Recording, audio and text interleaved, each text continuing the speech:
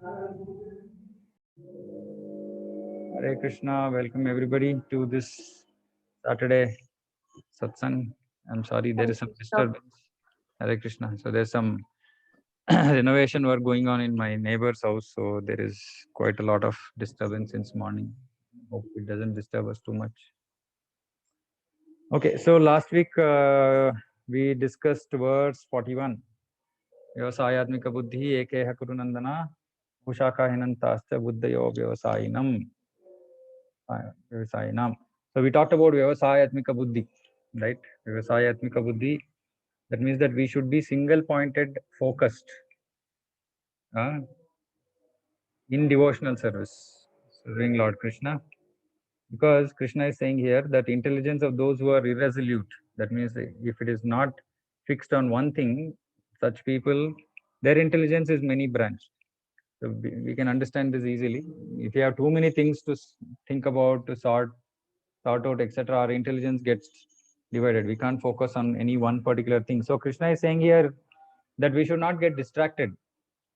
All our focus needs to be only on serving him, in doing devotional service.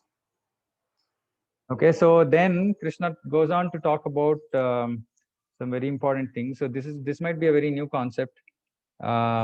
It's called 3 modes of nature. Okay, so it's a very interesting thing. Actually, we can relate to people around us. When we understand this nicely, we can understand how people are, how they respond, react to situations, how to deal with them, etc., etc. Right? So let's try and understand this deeply. So before that, there's one verse 42-43. So I'll just chant that.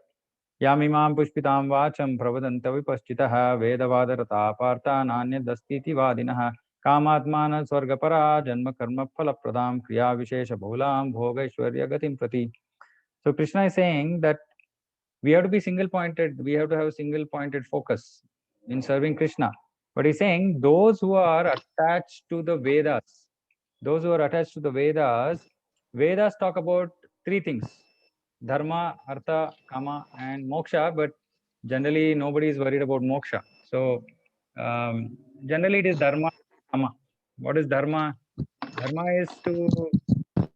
Dharma means to actually follow the righteous path, right? The path given by Krishna in Shastra about the right path, right? So there's the right path and there's the wrong path. So dharma is for doing the right things, and for what? So this is mainly with respect to occupation. So we work in we engage in a rightful occupation. For what? For achieving artha. Artha is money. So we work so that we can achieve money, we can earn money, and then artha is for what? Next, kama. Kama is desires, to fulfill all our desires. So Vedas generally talk about dharma, artha, kama. And people are very excited about dharma, artha, kama, isn't it? So generally everybody in this material world want to work, want to earn money, and want to enjoy. So Vedas mainly deal with these things. Okay, but in fact, actually Vyasadeva, who so originally there was only one Veda, Yajur Veda. Then that Veda was split into 4 before the beginning of Kali Yuga, into Rig Veda, Yajur Veda, Sama Veda, and Atharva Veda. So Vyasadeva does this splitting business of these Vedas, and then even after doing all that, then he also writes Mahabharata, he writes all the Puranas, etc. Then he's still very unhappy. This is described in Srimad Bhagavatam, Bhagavata Purana. So then actually he is despondent, and then his guru, his spiritual master, Sri Narada, he comes, and Vyasadeva asks Narada, saying that, in spite of me having done all this, I know of all the knowledge in the Vedas, I've given this Mahabharata, I've done all this, but still I am not satisfied. Why? Can you tell me what is the reason, Guru Maharaj? So then Narada tells him, saying that, see, you misled people. You misled people by giving only dharma, artha, kama in the Veda. Now people will go behind this, and nobody can stop them, because then they'll say, okay, all of this is given in the Vedas. And instead of giving knowledge about Krishna and devotional service and about the pastimes of Krishna, You have misled people by giving them information about dharma, artha, kama. Right? So he is actually saying, that is the reason for your despondency. But in general, people are stuck to this dharma, artha, kama and just go about, sense gratification. Their whole focus of life is how to become happy by sense gratification. But interestingly, actually, as per Vedas, dharma has to be dharmic ways of occupation have to be followed for even earning money. But unfortunately, in Kali Yuga, there is no dharma. It is mostly adharma. Mostly, most of the activities are only supporting adharma. The four main pillars of adharma are intoxication, gambling, meat eating, and illicit relations with other people. Now, any industry generally, it promotes all these different things, or it is, feeding those people who are not righteous, dharmic, etc., etc. So, generally, this whole Kali Yuga is full of adharmic occupation. So then, whatever we earn by this adharmic means, then it is also remains adharmic. So even though this, dharma, artha, kama, but Kali Yuga doesn't even allow for dharmic dharma, artha, kama, right? And it becomes only adharmic. And people still get stuck with this, and what happens as a result is all sinful reactions as part of, the karma phala that we do, and results in suffering, unfortunately. People in Kali Yuga, manda sumanda matayo manda bhagya upadritaha. People in Kali Yuga are unfortunate and always full of anxiety. That is because of the nature of work that is done in Kali Yuga. It is very sinful. So here Krishna is saying that, when people who get stuck to this flowery language of the Vedas, Vedas only recommend all these fruitive activities for dharma, artha, kama, right? And that result, if you do properly, if you do punya karya, pious work, then you will get good birth, you will get power, you will get beauty, you will get money, you will get all these things if you do pious work. So being desirous of sense gratification and opulent life, they say that there is nothing more than this. So people are just, isn't it? When we go and talk to people about God realization, bhakti and all that, people say all this is not required, useless. We want money, and money is available at work. We work. So what else is required? But only when, tough times come, only then they will turn towards God, right? And God realization. So Krishna is telling here, saying that if we get stuck in this sense gratification and looking out for opulent life, I want to live happily, comfortably, lavishly. What happens is, we'll never be able to turn towards Krishna.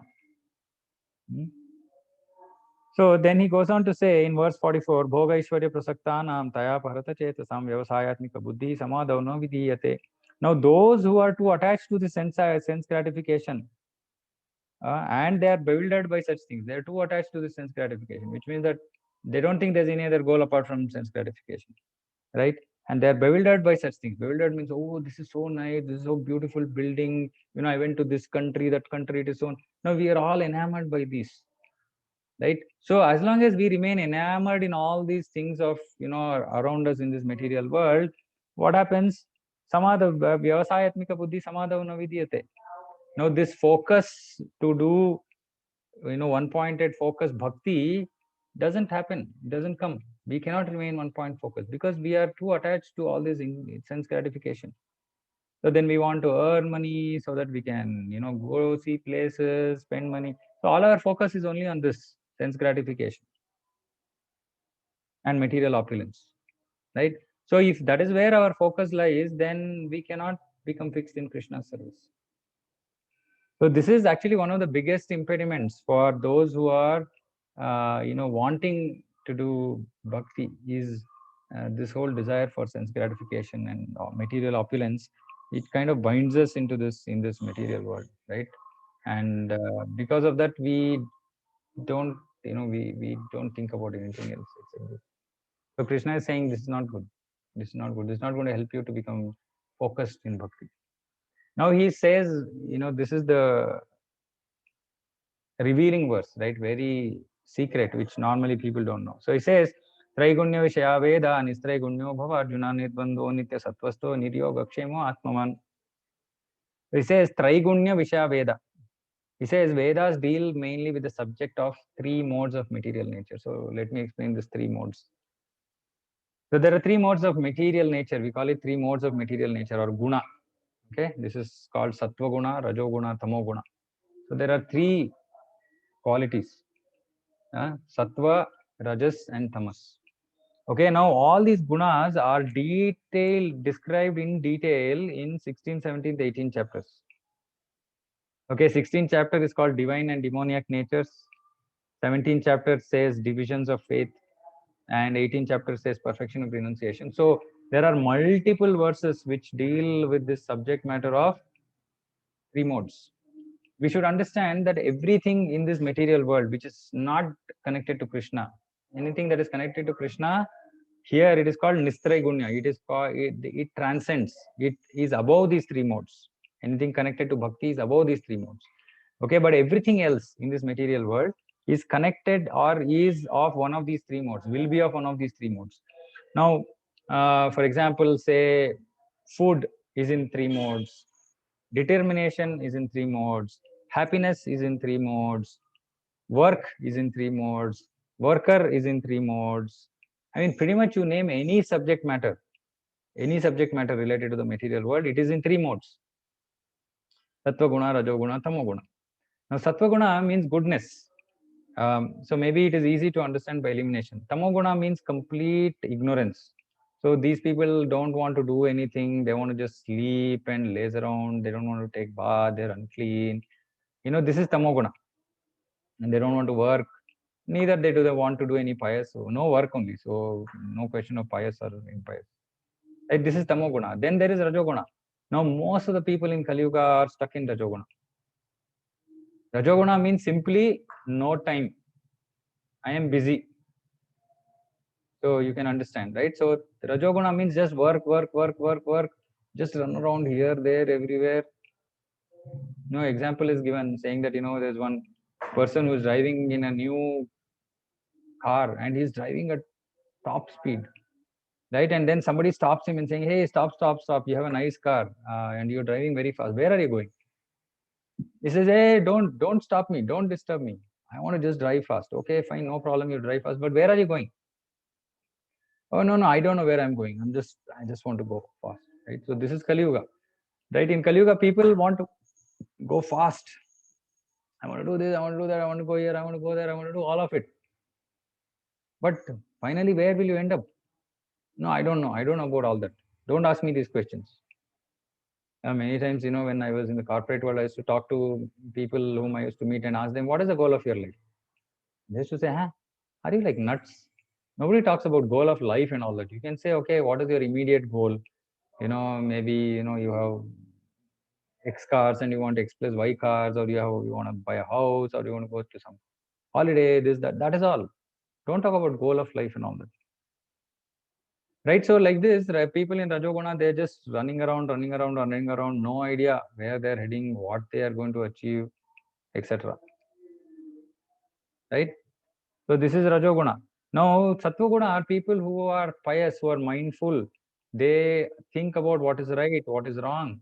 Their goal is not simply to earn money or, to just enjoy with intoxication and, all kinds of illicit stuff. No, they're very mindful. They want to know what is right, what is wrong. Should I do this? Should I not do that? What is the result of this? And they want to do pious work. So they want to understand, maybe they want to help people who are poor or who are, have other problems. Somehow, want to just, there is always goodness in them. So generally all people, like I said, all aspects of material life fall into Sattva Guna, Rajo Guna, Tamo Guna. And what is preferred? Obviously, from this description itself, it's clear that mode of ignorance is not preferred. Tamo Guna is not preferred. Rajo Guna is okay, but Rajo Guna is very disturbing. It's distracting. Like, for example, people who are very passionate, who are running around here and there, you ask them to sit for 5 minutes idle without doing anything. They can't. They just can't. And nowadays, the height of passion is mobile phone. They're like, tick, tick, tick, all the time. WhatsApp, tin, tin, tin, tin, tin. I mean, it's like, just, can you be without phone for a day? Like, no way. My life can come to an end, but I can't be without my phone. So people have become so passionate, and pretty much all sorts of whatever so-called material advancement is pushing us to become more and more passionate, more and more passionate, right? Busy, busy, busy, busy, busy. More technology, more busy, right? So it doesn't look like it's a very good thing in the long run. Maybe it's okay in the short term, right? For some time, it's good to be passionate and run around, achieve things, etc., etc. But that's not going to give us happiness, because we can't go on like that all our life, right? At some point of time, our body will also dwindle, our abilities will dwindle, right? Then it's not that we can continue with the same pace, same rigor throughout our life, right? And it just unsettles us, right? There is no peace of mind. We can't sit idle for some time. We can't think about real, life. Why are we here? We can't ask all these questions when we are in Rajoguna, because we don't have time. So it looks like the most preferred mode is mode of goodness, isn't it? So instead of Tamoguna, Rajoguna, it's good to be in mode of goodness in general. Okay. But Krishna here is saying, Nistraigunya Bhavajana, he's saying, don't even stop at goodness. Why he is saying that? Because these gunas are compared to ropes. Let me see if I can show you this photo there in this.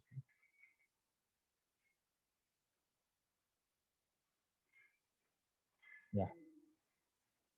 I don't know if you can, how much you can see this. Right? If you can see this here, like puppet show. Right? So there's Krishna standing on top. And then there are these three women, three ladies, three gunas. And then there are these puppets who are us. Right? See, look at their hands, legs, everything tied to strings. These are modes of nature. So pretty much every aspect of our behavior is controlled by these modes, which basically means that these three modes are energies, right? And they pull us in different direction. So if our nature we are very short tempered, then Rajoguna is pushing at us, and Rajoguna and Tamoguna become angry, become angry, become angry. Right? So every opportunity that we get, we want to become upset, we want to become angry, right? Whatever our nature, I'm just giving an example, right? So the modes are like practically pulling at us, right? And they make us behave in the way we think we are, right? Like all of us think that we are a particular type. We say, this is my nature, um, right? What is this nature? This is our nature. And we say our nature cannot be changed. Oh, I can't change myself. How many of us have tried to change ourselves? Hmm? Somebody might say, I am very angry, I want to become less angry. Or, somebody might say, I'm very, impatient. Or somebody might say, whatever, I don't know, right? Multiple things, different people might have different qualities, and they might have tried sometime in their life to change it. But then the conclusion that most people arrive to is saying, oh, it's so difficult to change myself. I tried, but I couldn't, right? All our New Year resolutions, for how long do they last? Maybe 1 week, 10 days maximum. Then we give up. Maybe somebody wants to lose weight, right?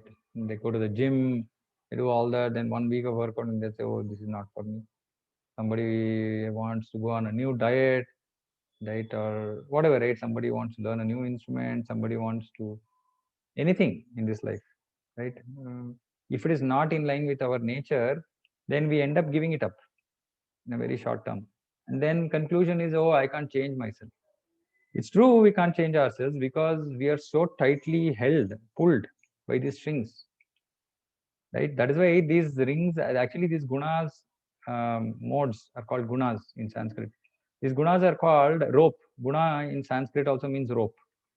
So these have bound us. They have tightly bound us to the way we behave, to the way we speak, to the way we interact, everything, right? Our nature, our thinking, everything about us. We are tied.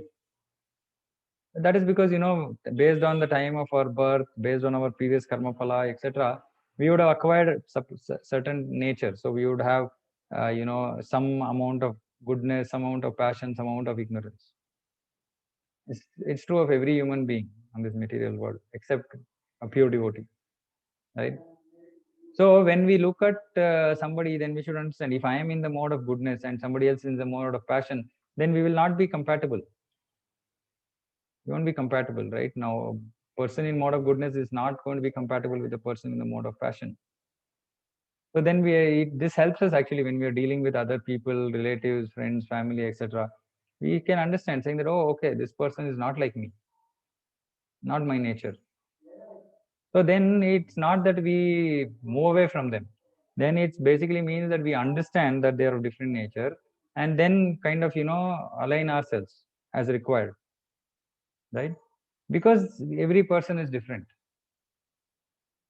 And it is, it is somewhat also boring. If suppose I just assume saying the whole world is only of my nature or your nature, for example, right? Everybody around us is of the same nature. It becomes boring, right?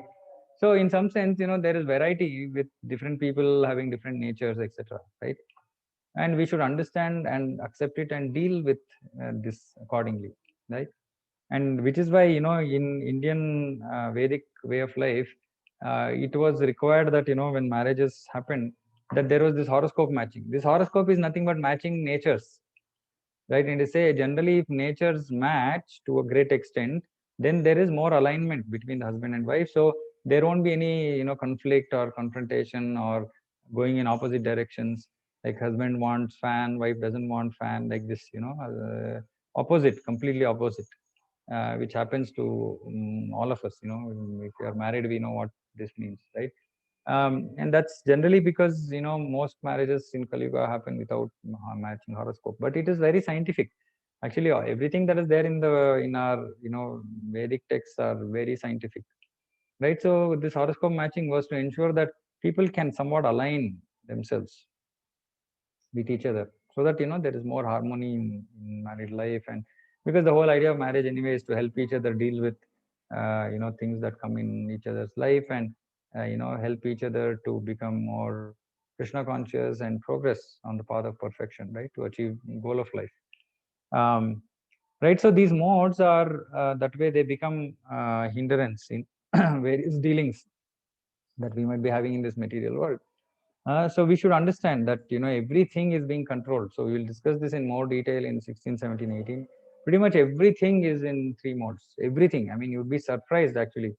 When you look at the list of attributes that Krishna is discussing, which is not everything, is discussing the main attributes and how they can be seen in goodness, passion, and ignorance. Right? It's a very detailed study. So which we'll do when we come to the 16, 17, 18 chapters. But Krishna here, coming back, he's saying that become transcendental to these three modes, because these three modes are binding. These three modes, if we are controlled by these three modes, basically, which means that we are bound to this material world and we are going to come back again. Because three modes means karma, karma phala, karma bandhana, then again rebirth, and this chakra, this cycle keeps going on. Right? So he's saying become transcendental. Why become transcendental? Because if we become transcendental to these three modes, then there is no karma phala. Because once we transcend these modes, there is no question of karma phala. So then there is no question of rebirth. Nistraya Gunyo Bhavarjuna. Why? He's saying, why should you become Nistraya Gunyo? Because Nirdvandvo, very important aspect.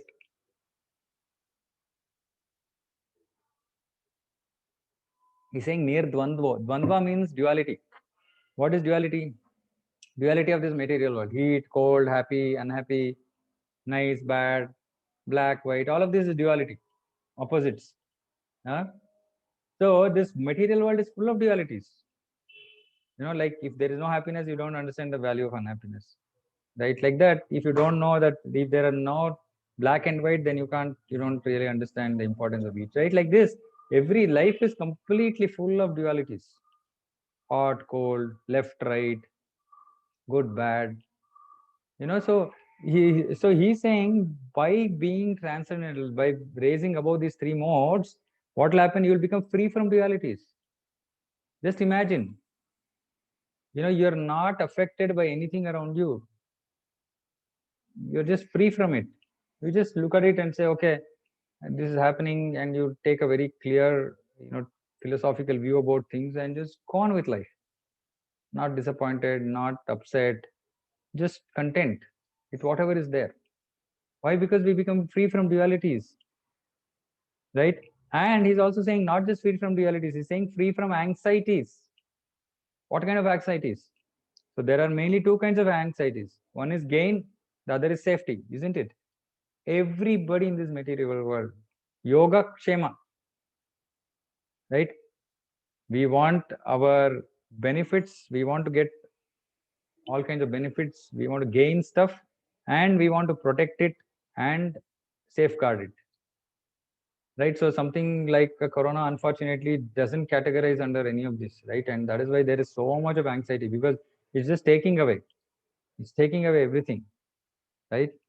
So so by transcending these modes, we can become free from dualities, we can become free from anxieties for gain and safety. Just imagine, right? If you are in a state of mind which is free from duality, free from anxiety about gain and safety, how nice it will be. You'll be the happiest person. And that happiness now doesn't depend on outside situations, because generally our happiness is dependent on all this, right? Things, people, situations around us. And if we can come to this state, then we are not affected by anything around us. And he's saying, and you will be able to be established in the self. That means we'll be firmly fixed in this thought that I am this Atma, I am the soul, I'm not this body, I'm not this mind, I'm not this heart, I am this soul. And what is the role of the soul? The activity of the soul is to serve the super soul, Paramatma. So then we engage ourselves in the activities of bhakti. When we transcend the modes of nature, we don't get stuck in any work which creates bondage, which creates repeated birth and death. We simply engage in the activities of the soul, which is to serve Lord Krishna. And by engaging to serve Lord Krishna, what happens? We become free from all these three modes. We become free from dualities. We become free from anxieties.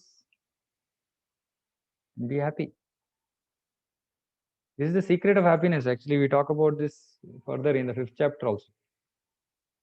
We are all looking for happiness.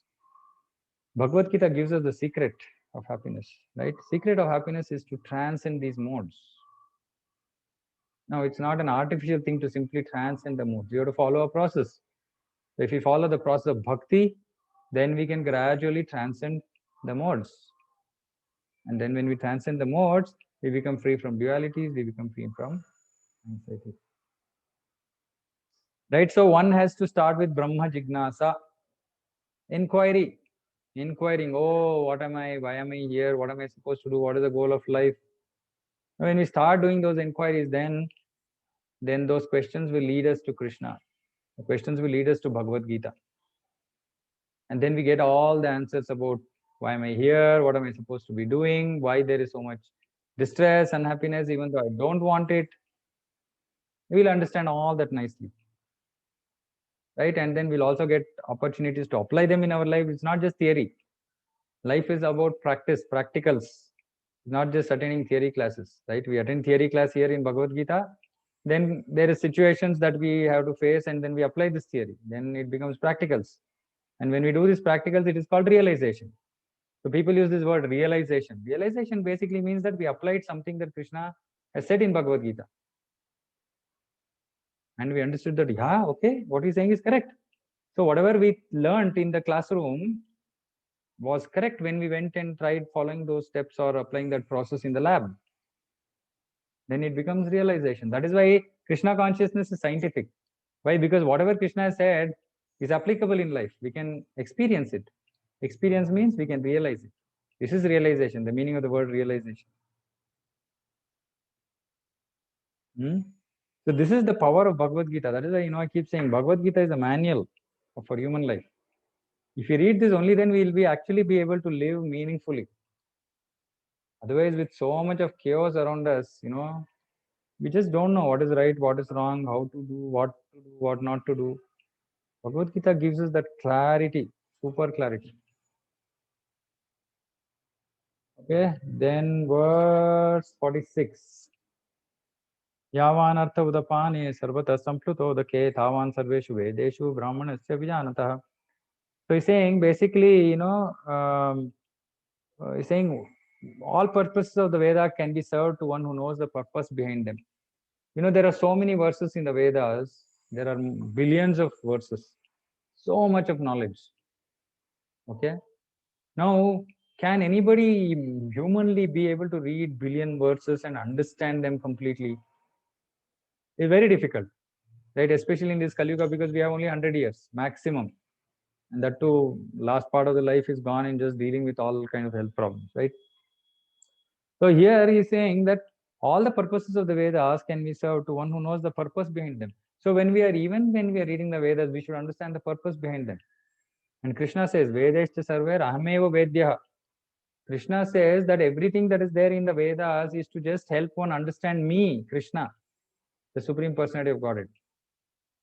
Right? So instead of trying to know all these various things that are there in the Vedas, etc., we have to simply come to Krishna. That means that we learned all the Vedas. Because after learning all the Vedas, the conclusion has to be to surrender to Krishna. Krishna is saying, just like one small well, if somebody, previously there used to be wells. Of course, we don't understand this, being city people. There used to be wells, and each well used to be designated to do a particular work. Something is for washing utensils, something is for washing clothes, something else is for drinking, etc., etc.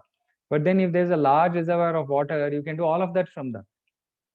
Right? So like that, if we know the purpose of the Vedas, then there is no need to go and study all this billions of verses. We just come to the conclusion directly, right? And when we come to the conclusion, we end up serving Krishna. It says there's a beautiful verse in Bhagavatam in this purport. Aho batastupacho to gariyan yajjifagre vartate nama tubhyam te pustapaste juhu sasnurariya brahmanuchur nama grananti ete. So Srila Prabhupada quotes this. This is from third canto of Bhagavatam. It says, one who is engaged in chanting the holy name, he might be born in the lowest of families, even in the family of dog eaters. Okay? But if he's situated on the platform of self-realization, such a person, you should consider such a person he's performed all kinds of penances and sacrifices, studied all the Vedic literatures, done everything in his previous lives. So we should understand that if we have come to this platform of chanting Hare Krishna, right, then that means that we are really very fortunate souls. We are very fortunate souls. Right? So having come to Krishna consciousness. So if you come to Bhagavad Gita, Krishna is talking about Buddhi Yoga, Bhakti Yoga, which basically means Krishna consciousness, being conscious about the Supreme Lord, right?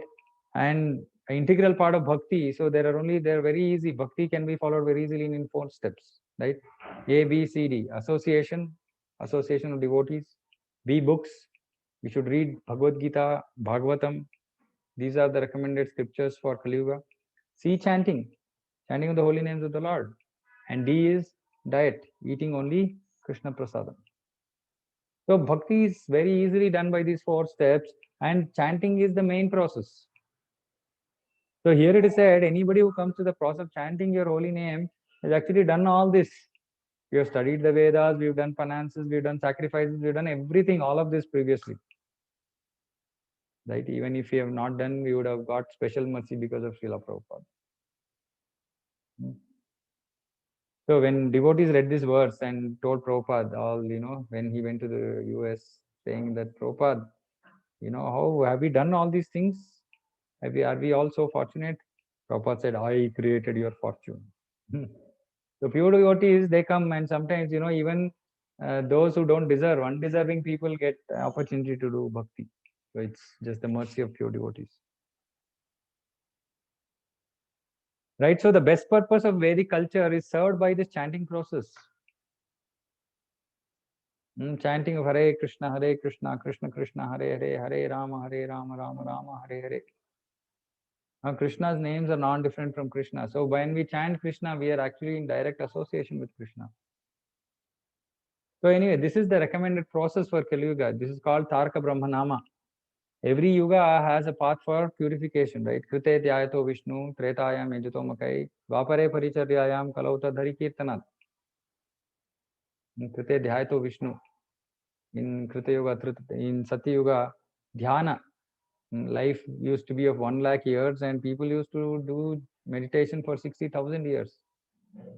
Valmiki Muni did that before he could achieve perfection. We don't have so much time in Kali Yuga. Krite Dhyayato Vishnu Tretayam Yajato Makai. In Treta Yuga, there used to be sacrifices. Ashwamedha Yagna, Rajasuya Yagna, Putrakameshti Yagna, like this, there used to be sacrifices. Now for sacrifices, there's a lot of money required, there's a lot of qualified people required, etc., etc. Not available much in Kali Yuga. Dvapare Paricharyayam. In Dvapar Yuga, deity worship, going to pilgrimage, going to holy places. This is Dvapar Yuga. Kalauta Dhari Kirtana. In Kali Yuga, all of this, whatever perfection we could achieve by doing these things in these different ages, is simply done by Hari Kirtana. So this is called Taraka Brahmanama. This Hare Krishna Maha Mantra is a Taraka Brahmanama, because even in every Yuga, the scriptures recommend what Nama of the Lord to take. So different Yuga have different names. Kali Yuga has this Hare Krishna Maha Mantra. So this is the conclusion of all Vedic literature, the conclusion of all Vedic literature. After we study everything, we come to Supreme Lord. When we come to the Supreme Lord, then we understand what is the different Navavidha Bhakti, Pranam, Kirtanam, Krishna Smaranam, Pada Sevanam, Archanam, Vandanam, Dasyam, Sakyam, Atma Nivedanam. Now even amongst these, the main process is chanting the Hare Krishna Maha Mantra. Right, but the important part about chanting Hare Krishna is that we have to chant offenselessly. Right? And last time I think I gave the different 10 offenses that we should avoid by chanting the holy name. So if you can chant purely, then like Ajamila chanted in Namabhas, helplessly, without, though he did not call Narayana directly, because his son was named Narayana, he called Narayana indirectly. But because it was not offensive, it was in the Namabhas stage, it was not in the pure stage also. Yamadutas were driven away. Vishnu Dutas came and they drove away Yamadutas. Right? So even if we chant Namabhasa, we can get liberated, our life can get extended. So many things can happen just by Namabhasa. Shuddha Nama will take us back to Krishna. So we have to chant offenselessly. Right? So this is very important. So this verse is saying that, so we should understand and accept the conclusion of Vedas and not get stuck. I mean, Vedas are such that for a person who is in Sattva Guna, if the Vedas say go left, for a person in Rajoguna, it might say go right. Now, somebody who reads both these statements but who don't understand that Vedas are qualifying, right? Qualifying means if Sattva Guna do this, if Rajoguna do this, they'll think, oh, what is this? Vedas are misleading. They're giving conflicting information, right?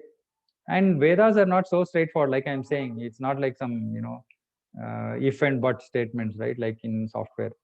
It's very complicated. We have to understand. Only very pure Brahmanas, they can understand, who are, who have learned Sanskrit, who have understood, who lived a culture of, who lived in Vedic culture, only they can understand all that.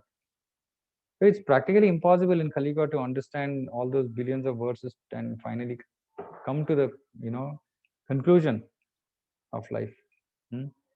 So, which is why, we have to seek guidance from Acharyas. Acharyas are great souls who come to give us the message of God, right? And so we should not think ourselves more qualified than those Acharyas. So we should simply, intelligence means following those who are intelligent. We should only, little intelligence we require is to identify who is intelligent and who is not. Okay? As long as we have that much discriminatory intelligence, we should just follow the right people, and then the right people will take us on the right path. And we don't have to then worry about being lost or taking up a wrong path, etc. Right? Unfortunately, because in Kali Yuga, people don't have discrimination. People are biased, so they want whatever they want, they will get. If I want to be cheated, I will meet a cheater, right? And most people, they don't want. So because this Krishna consciousness sometimes is very difficult. People think of it very difficult. Why? because no intoxication, no meat eating, no gambling. Of course, in India, thankfully, still this illicit relations has not become like a big one. But in Western countries, illicit relations. When Prabhupada was in the US, somebody, UK actually, one of those, high royal order, some Lord something, blah, I don't know who, right? He came to Prabhupada and he said, "Can you make me a Brahmana?" Prabhupada said, "Yes, of course I can make you. Just give up these 4 things: intoxication, meat eating, gambling, and illicit relations." He said, "No, this is actually the basis of our culture. I can't give up any of these." So, it's very difficult for people in Kali Yuga to give up these. And of course, eating only Krishna prasadam, etc., Hello. it becomes very difficult, right? Um, so, though Krishna consciousness is very easy, it's difficult for people to follow in Kali Yuga, right? So if we can remain fixed in this, just chanting our, chanting our rounds, following these 4 regulative principles, we will very easily come to this conclusion of all these Vedas without having to read or study all these Vedas and scriptures and all that, right? And anybody who's the right, who's not cheating, will give us this path, right? So then it's very easy for us to follow this path and achieve perfection. But because we want to be cheated, we will be shown different paths. Now these paths might be completely taking us up, completely away from Krishna, right? Because there are a lot of institutions in Kali Yuga. I mean, I myself experienced many of them before I came to ISKCON, right? Which are all working on the platform of the mind, mind, happiness, and all these kinds of things. Right now, we can't remain on the mental platform and say, I'm going to become happy, I'm going to become self-realized, because mind is a part of the subtle body. Whereas self, by definition, is transcendental. It's above all these 3 modes. So most people who talk about self-realization and talk about mind control and all that, they really don't understand what self-realization is, right? So it's very easy for us to get misguided by various paths that are available for us in Kali Yuga. So, it's only those fortunate few who come to this right path, though the right path is not very easy, because there are do's and don'ts. In Krishna consciousness, there are do's and don'ts. Like, when you go to military school, there's a lot of discipline, isn't it? It's not very easy. But then people who come out of there become like real, strong, disciplined, and, very accomplished individuals. Yeah, I've seen actually people coming from army, they take up any profession and they succeed because they have the discipline to apply them. So they have all the foundation right. So like that, though it might be difficult, but we can achieve eventual success if we take up the path of Krishna consciousness, right? So we'll stop here because next verse is a very, very practical verse, which most of the country actually only knows half of it. So this verse is Karmanyevadikaraste, right? Most of you might have heard Karmanyevadikaraste. Now, unfortunately, people don't know the rest of the verse. And India has adopted this quarter of this verse and say work is worship, work like donkeys, right? But it's not the full understanding. So we'll discuss this next week, Krishna willing.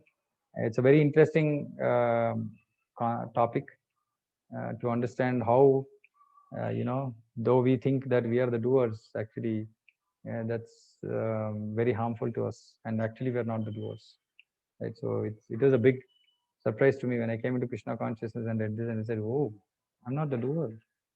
Right? So it's very interesting. So we'll discuss that next week. So for today, we will stop here. Summarizing, goal of all Vedas is to know Krishna and to serve Krishna, right? And we should not get distracted by this material opulence, sense gratification, and lose our focus in Bhakti Yoga. So we should become single-pointedly focused, practice Bhakti Yoga, which is ABCD, right? Association, books, chanting, and prasadam. And then we should transcend these 3 modes. And when we transcend these 3 modes, we will be free from dualities and all anxieties in life. And we can actually be really happy on the platform of the self. Okay, so I stop here. If anybody has any questions, you can kindly ask. Hare Krishna.